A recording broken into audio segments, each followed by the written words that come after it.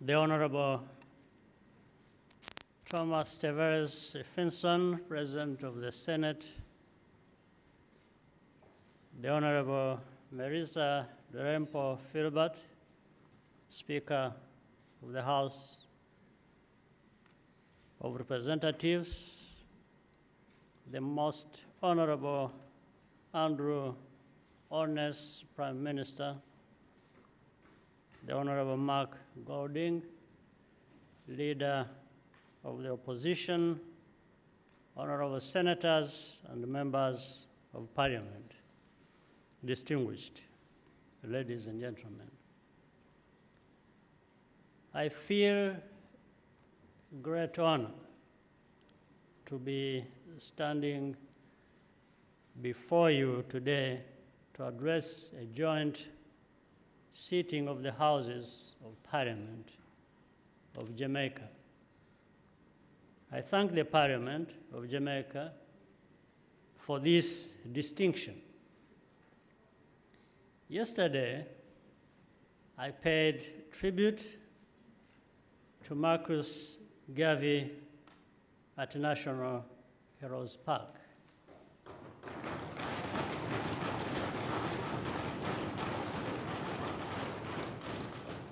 More than 100 years ago, he envisioned a united Africa for the Africans of the world. It is no accident that the idea of African unity arose from this very island.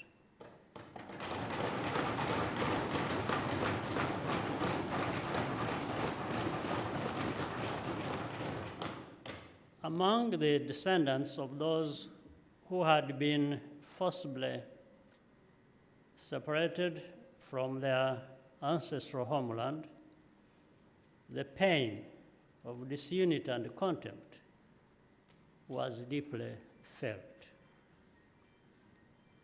The ideas championed by Garvey and many others on both sides of the Atlantic Ocean reverberated in Africa as well.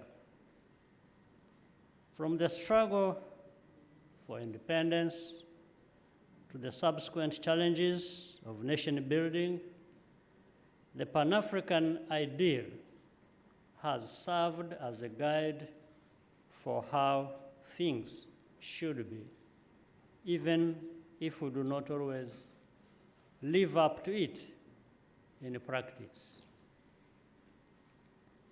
Celebrating what we share as Africans and the African diaspora helps us to confront the harsh realities of this world we live in.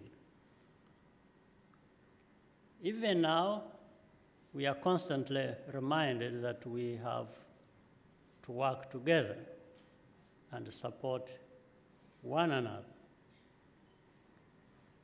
Jamaica will celebrate its 60th anniversary of independence on August 6th this year. Rwanda will mark the same milestone just a month earlier on July the 1st.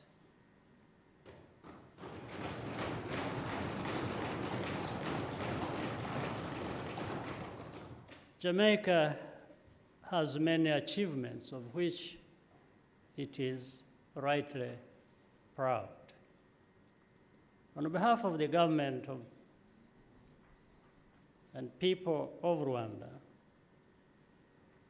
I wish to congratulate you here today.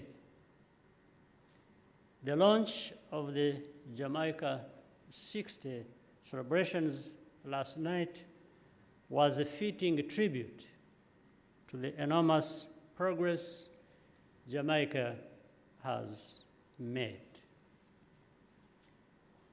Independence is a date in history but it is also a mindset.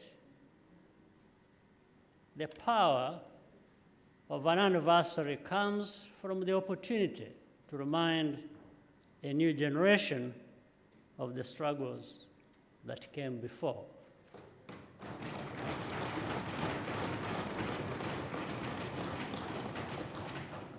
Even more important is upholding the spirit of self-reliance needed to sustain and deepen what has been accomplished in the time since. Whatever we have managed to do for ourselves as a people, we can always do more and better. This historical duty is part of what unites us as children of Africa.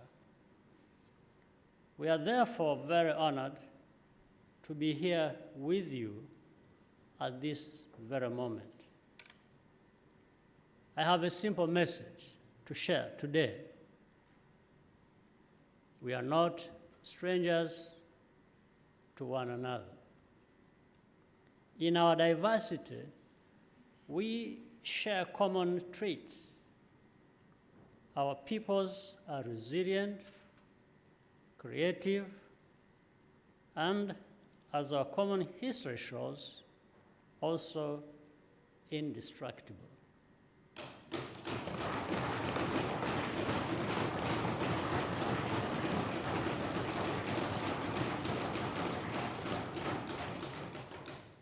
This mutual recognition should have practical, tangible effects.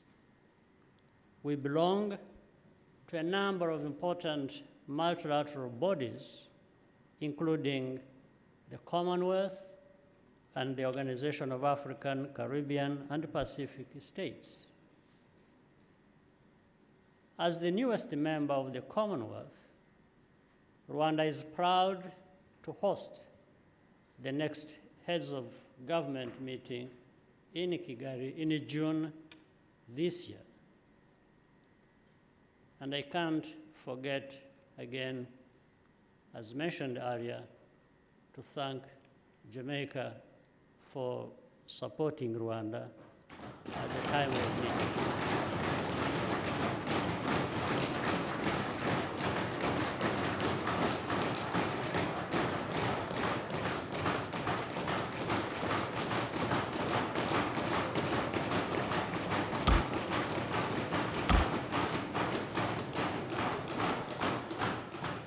We hope to see strong representation from the Commonwealth, Caribbean.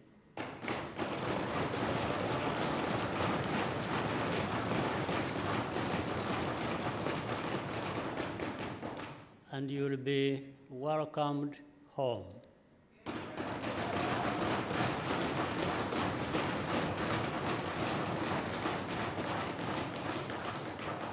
Africa and the Caribbean should work together to advance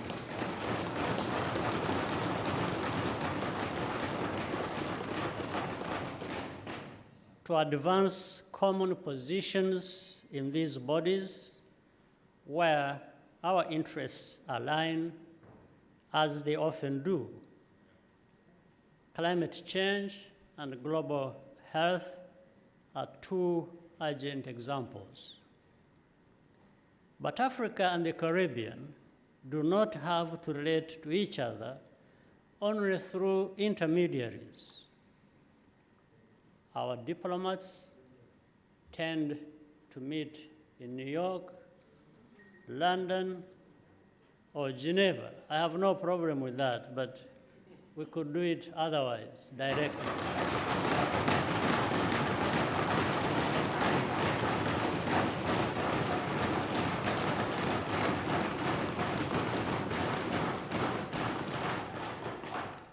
When our young people get to know each other, it is probably at universities, in similar places. We could do a lot more. It is high time for Africa and the Caribbean to work together in a direct and sustainable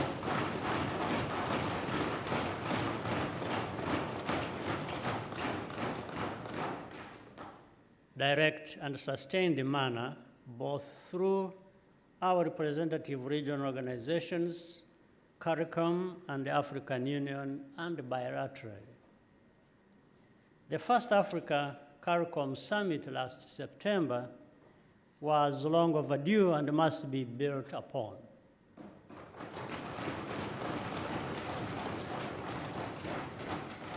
There should also be direct people-to-people exchanges.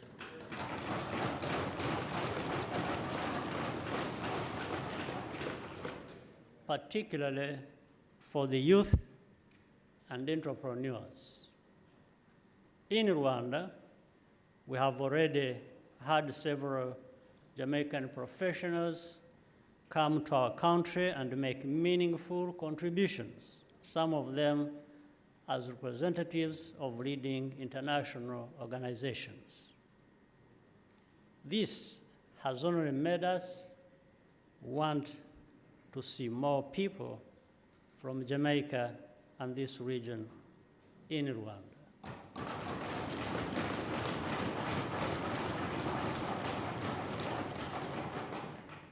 As Rwanda, we are also keen to cooperate with Jamaica much more closely and share experiences in trade and investment, as well as national unity and citizen development.